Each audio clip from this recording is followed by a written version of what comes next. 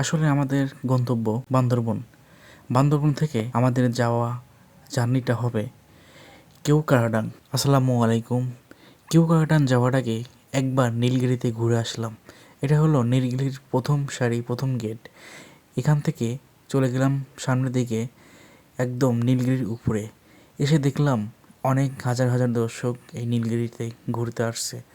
এটা হলো সুন্দর পয়েন্ট। আমার চোখের সামনে এরকম সুন্দর পাহাড়ের মেঘ ভেসে বেড়াচ্ছে। ওয়াও! নীলগিরি শুধু নামই শুনছি, আসলে যারা আসে নাই তাহলে তারা অবশ্যই মিস করছে। বিশেষ করে আমিও মিস করতাম।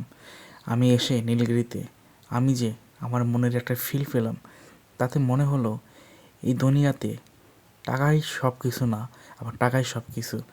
টাকা মানুষকে বদলায় দেয়, টাকা মানুষের শত্রু, টাকা মানুষের বন্ধু। একসময় টাকা থাকবে, কিন্তু এরকম শক্তিশালী, এরকম তরতাজা থাকবেন না।